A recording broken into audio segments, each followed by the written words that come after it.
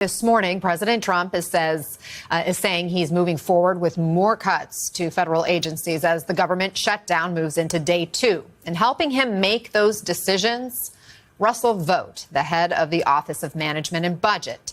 And as the president has mentioned, he's a key author of Project 2025. Budget Chief Russell Vought has, as the Wall Street Journal put it, been planning for this moment for years.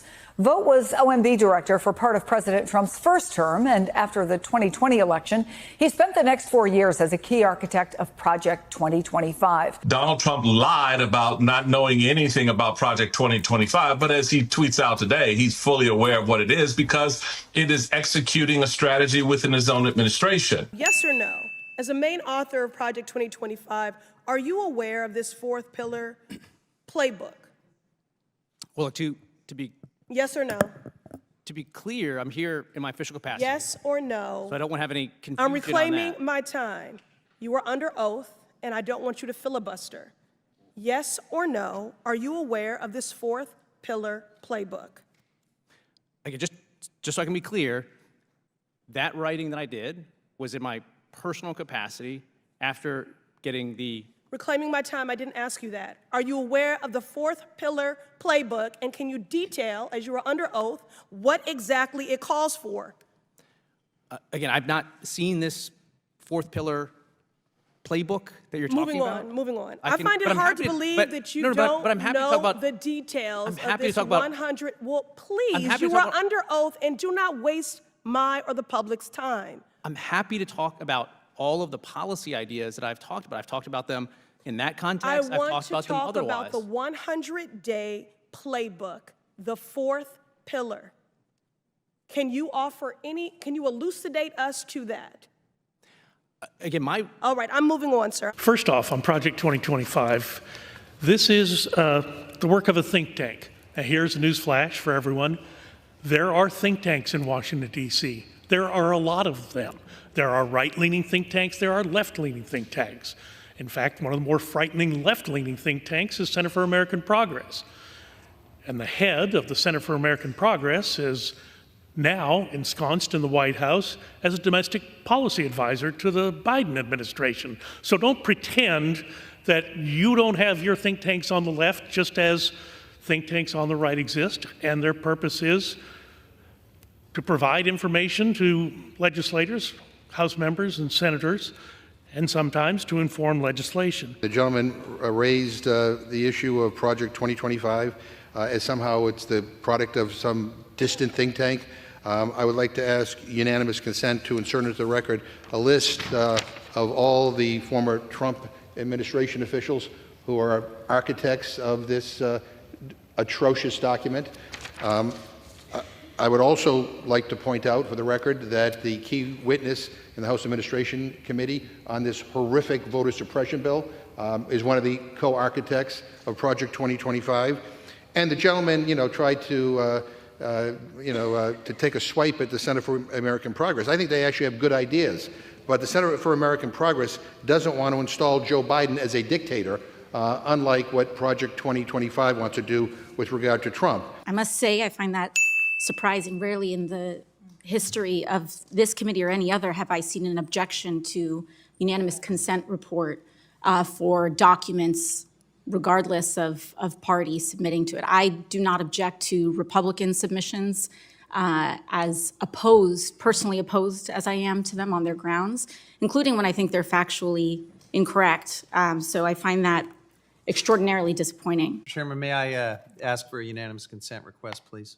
Since Mr. Graves has invited it, I think this is probably a good time to enter all 920 pages of Trump's Project 2025 into the record, where you can see on page 61, for example, the call for giving project proponents more control over regulatory clocks, page 524, for example, which rescinds the Biden rules and reinstates Trump rules under CEQ reforms. For NEPA, page 533, for example, where the Department of Interior is mandated to reinstate secretarial orders under the Trump administration, including time and page limits on NEPA documents. Page 533, for example, where consideration of eliminating judicial review and the challenges to the adequacy of NEPA documents. It goes on, and I would request unanimous Reserving the consent. right to object. I object also. Reserving the right to object. Mr. Chairman, I have a question. How many trees would it take to print that? I'm just, And they didn't even print the secret fourth pillar that's their radical emergency orders for the first 180 days. It's a great question. So, Mr. Chairman, I Withdraw. think President Trump and his campaign has denied any dealings with 2025. Last night, he said in the debate that he never has read it, nor does he want to read it. So to say says that some is parts Trump, are good. Excuse me, I've got the floor. To say that this is his project, I think is wrong, and it's wrong to enter it into the records. Mr. Chairman, this is about this committee, not even waiting for Donald Trump, actually proceeding now to implement parts of Project 2025. I can't imagine anything more relevant given the subject matter of this hearing, so I will request unanimous consent to enter it into the record so we can demystify this for Mr. Graves and others who seem to think that there's not a direct line.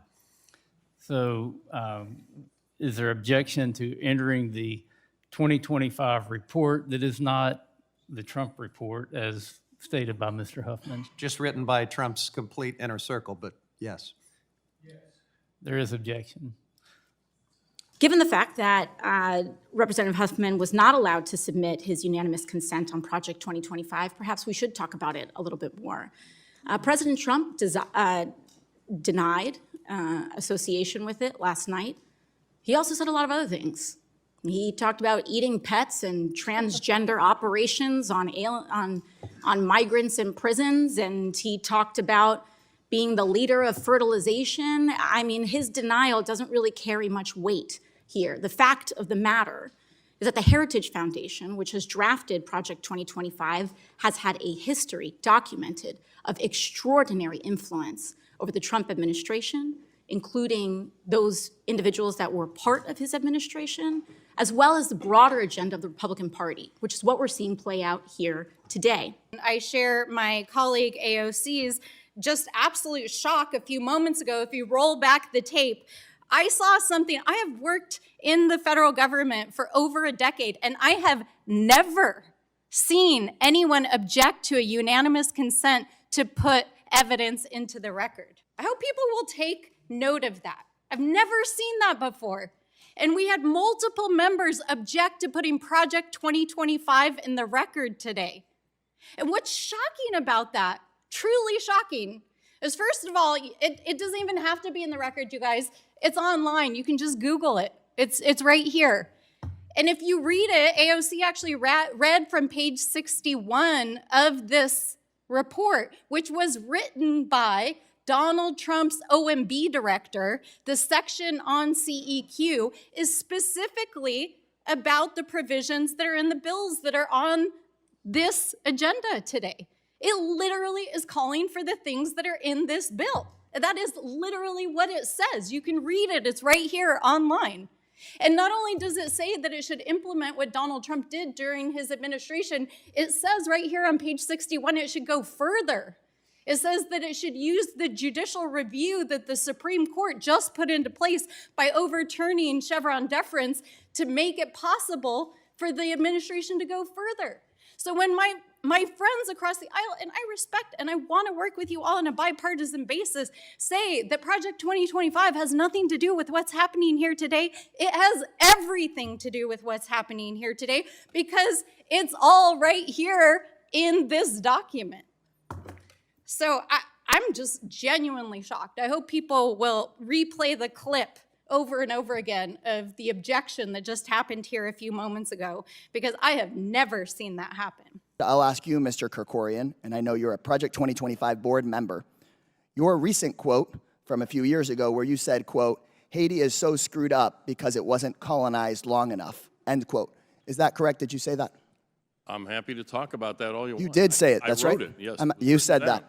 Haiti was colonized as a slave plantation colony. The French colonized Haiti so that slaves would work on plantations.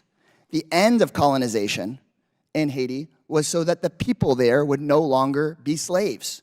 So what you're saying, and I read your quote, and anybody watching this online should go read it, What you're saying is it would have been good if they'd stayed colonized, which means that it would have been good if they had stayed enslaved by the French. In the long run, it's one of the In the long tragedies of run, history. No, people excuse me, shouldn't have been enslaved a Congressman, single day. of I'm course reclaiming not. my time, Chairman. And they had every right. They had every right to throw the. What you French said out. is that My you would have point wanted is, them reclaiming my time. I'm They talking would now. have been freed You 30 said years later, you said and they would have been in the same situation. You're saying you wanted as- 30 more years of slavery in Haiti, reclaiming I my did time. not. I did You not. just said I it. do not Honestly, want that. it adds up. You said that they would have benefited from the French influence. In The the French long were run, the ones like the people in Martinique and reclaiming my Guadeloupe, time, Mr. who Chairman. were I'd like my time also back. Please, Mr. Chairman, enslaved. my time. This is my time, Mr. Corkorian. They are much better off. Honestly, now this than all Haiti starts was. to add up. This all starts to add up. You continue to do this, disseminate writings of white nationalists, try to rationalize, for example, Haiti being colonized for 30 more years. You're a Project 2025 board member. In Project 2025, I couldn't figure out why on page 583, it advocates for not allowing racial disparity or gender disparity to be considered discrimination legally anymore. In Project 2025, it eliminates a 50-year-old executive order that prohibits discrimination in federal jobs. On page 586, Project 2025 advocates for Donald Trump to allow businesses to discriminate based on religious beliefs. Before today, I couldn't understand why Trump's Project 2025 could advocate for ending civil rights protections. Why would Trump's Project 2025, I know there's crazy stuff in here, but I couldn't get why it would advocate for ending protections against discrimination. But now I understand. We have Project 2025 board members here who are the directors of groups that the Southern Poverty Law Center has designated as a hate group. We have people that are on the board that developed this who have said, for example, that Haitians would have been better off with more influence from their enslavers. All right, well, thank you so much, Mr. Chairman. I want to say welcome and thank you to our witnesses for being here today. I respect it takes a lot to put yourself out there to come and testify in front of Congress, and I know that some of this ground has been covered before, and I really do appreciate the transparency that all of you have brought about your backgrounds, about your positions, and about your perspectives on the policy issues. But just to kind of put it all in one place, I want to quickly go through, and I'm going to mostly state it. I'll ask some questions as we go. Mr. Carr, I know you've said this has been asked and answered several times, but just, going back, we know you're currently serving in the FTC. You've been serving there since 2017, since Donald Trump appointed you, and you are the author of the FCC chapter of 2025, Project 2025, correct? It's just a yes or no. Well, so just to be clear, the yes, you are. Thank you. I appreciate it. Mr. chapter that you Krikorian. reference was done in my personal capacity Yes. after The getting answer is a yes. Yes, Mr. clearance from the Krikorian, FCC ethics council. I just want to clarify that wasn't in my official Mr. capacity. Krikorian, you serve as the ED of the Center for Immigrant Studies. You are also on the advisory board of Project 2025. Your organization has been actually designated as a hate group by the Southern Poverty Law Center. Dr. Hobbs, thank you for your service to this country. I understand you're a veteran and an academic. I do very much respect your background and your work. You're involved in the Independent Women's Forum, which is also involved in Project 2025. You've had a number of authors and contributors from the Women's Forum that are participants in Project 2025. And Ms. Gunasekara, I know we've already covered this, but you're a former chief of staff for the Trump administration at the EPA, and I think you've been very clear about your role in drafting the EPA section of Project 2025. So I think it's very clear this hearing is actually about Project 2025. Thank you, Mr. Chair. So this is the House Rules Manual, and at the start of Congress, the House approves the House rules. Every Republican member on this committee voted yes to it. On page 640, Rule 11, Clause 4B, it states that this committee, quote, may not be used for any partisan political campaign purpose, end quote. This hearing is in violation of the House rules that we all voted on, including the chair, including all the Republicans on the other side of the aisle. And all we've done in this hearing and over these hearings over this entire year is promote the Trump campaign. And so my question for the chairman or for any Republican is, how can we allow this hearing to continue when we are in direct violation of the House rules? It's about the Biden-Harris policy. That's what you can say. You defend keep them. saying it's not about the campaign. It's not about the campaign. But Ms. Gunasekara, during her brief, in their opening, said, quote, "We are less than 2 months away from the election. Democrats are working overtime to rewrite the truth of the Biden-Harris admin." One of my colleagues put up a report card to make the point that Vice President Harris should not be elected.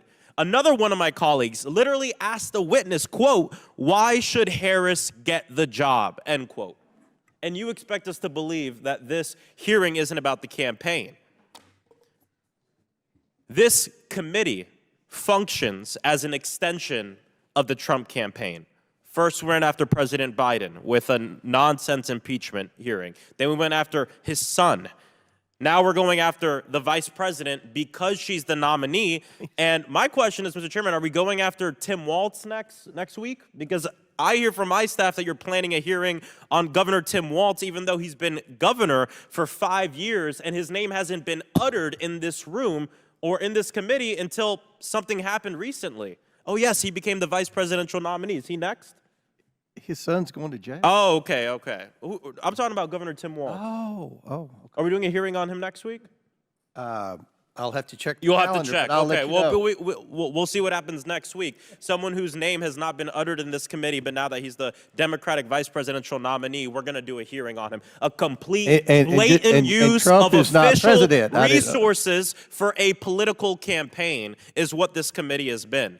And anyone who's taking part in that should be ashamed of themselves. I just want to say Trump is trying to make it out like he doesn't know anything about Project 2025, but I do not buy it for 1 second. Not when this committee that functions as an arm of the Trump campaign invites Project 2025 authors to be their credible witnesses to attack the Biden-Harris administration. I yield back. Mr. Shapiro, thank you for joining us today. I think it is important that you're here as one of the leading conservative voices in the country. And the country has, in the last couple weeks, talked a lot about and Googled Project 2025. It's one of the most Googled search terms right now. And you're not going to get any censorship from me. So I just wanted to know, from your perspective, I think it would help us understand, on just like a scale of 0 to 100%, how much do you support Project 2025? I think, like President Trump, I haven't looked all that deeply at Project 2025, but it seems that Democrats on this committee, sort of like Peter Pan and Tinkerbell, if they say Project 2025 enough, their presidential candidate becomes alive again. And so, well, let's just talk about pieces of it, and I guess you can tell me if you support it. You probably want less bureaucracy, right? I do. I want less bureaucracy. You want more efficiency? I do. I want more efficiency. You want taxpayer money spent wisely? I do. Congrats on becoming a Republican. Yeah. My parents would be proud. Mass deportations, it calls for that. Do you support that part? I support the deportation of any illegal immigrant who's in the United States who is not of benefit to the generalized American public. So if they're picking agriculture that puts food on the tables of everyday Americans, they've never committed a crime inside the United States, they didn't come across with documents, should they be deported? If they have not paid taxes and if their draw on the taxpayer benefits are larger than the contribution they are making to the economy, or if they're involved in criminal activity, they should be deported. How do we measure that? The same way that the IRS measures my income every year. It seems like if the IRS can track down every aspect of every receipt that I've ever submitted, and So they if can do so for hundreds pay- of millions of other Americans, they can do that for illegal immigrants as well, except for the fact that no one knows how many are in the country thanks to this administration. So you would be cool with creating a system where they could pay those taxes if they wanted to and then stay and work and put food on our table? It depends on how long it would take for them to pay the taxes, and they would also have to go presumably to the back of the line, although I'm not sure why I'm testifying about immigration policy at this point. How about banning the abortion pill? That's part of Project 2025. Do you support that part? I think that that's a state-by-state issue on a personal level. I'm just asking you. Sure, I'm a fully pro-life person, which means that I'm not in favor of the distribution of the abortion pill. Banning same-sex marriage, what about that part? I am in favor of traditional marriage between a man and a woman, and I'm perfectly fine with anyone having any sort of voluntary sexual arrangement they seek. That's a different thing from whether the government should attach benefits to that personal relationship. But you think it's a sin to have same-sex marriage? I mean, I'm confused. Are you asking me as a religious Jew what I think about biblically? I'm just asking, is it a sin to be gay? Is it a sin to be gay? I mean, How long do we have here? 2 minutes? I mean, if the basic idea is that sexual orientation is up for government regulation, I'm not in favor of the government regulating the private consenting sexual activity of adults. That is a different thing, once again, from whether the government ought to engage in actual benefits for particular sexual arrangements that adults make. But again, just you to me, is it a sin or not? From a religious Jewish perspective, orientation is not a sin, but activity is. That's also the same perspective of most major religions, so far as I'm aware. Okay. And how about cutting Social Security? Do you support that part of 2025? I'm not sure what Project 2025's position on Social Security is. I'm in favor of the restructuring of Social Security along the lines of privatization and lowering and increasing the retirement age, because you, as well as every other congressperson, knows Social Security is going to go bankrupt, and yet everyone seems to have an interest in lying about it for the next decade and a half until we have to take austerity measures or radically increase inflation or taxes. And bans against books about slavery. Do you support that part about? Why would I possibly be in favor of bans about books about slavery? That would be absolutely ridiculous. What I am in favor of is the idea that school libraries should be able to make decisions along the lines of what exactly is appropriate for, say, a 7th grader and whether they ought to be treated to cartoons and genderqueer. That's not quite the same thing. And just because we found some receipts, you did say, I think homosexual activity is a sin. Yes, I'm a religious Jew, that's true. There's a genetic component. You found me out. Orientation. But the view of all religious people I know has always been that sexual behavior is something that is up to you. And you said, I may have a desire to sleep with many women, but I do not. I agree with me. Yes, that's true. Congratulations on your, I'm sure it's very hard to restrain yourself. Mr. Chairman, I just want to shift to Alvin Bragg. He was supposed to be here this week, and he's not coming. And Hunter Biden was supposed to testify. Now he's not testifying. We were supposed to have votes on articles of impeachment, and we didn't. And again, we're just wondering, you guys write great press releases, but the payoff seems to never come. And so I guess we will keep waiting, and we'll do hearings like this. And finally, Chairman, you cannot yell fire in a crowded theater, and that's a restriction on speech, as you have recognized before. But you can yell theater in a crowded fire, and you all can continue to do that all you want, and we'll just waste the American people's time. The gentleman's time has expired, and I remind him of the first rule of holes. When you're in one, stop digging.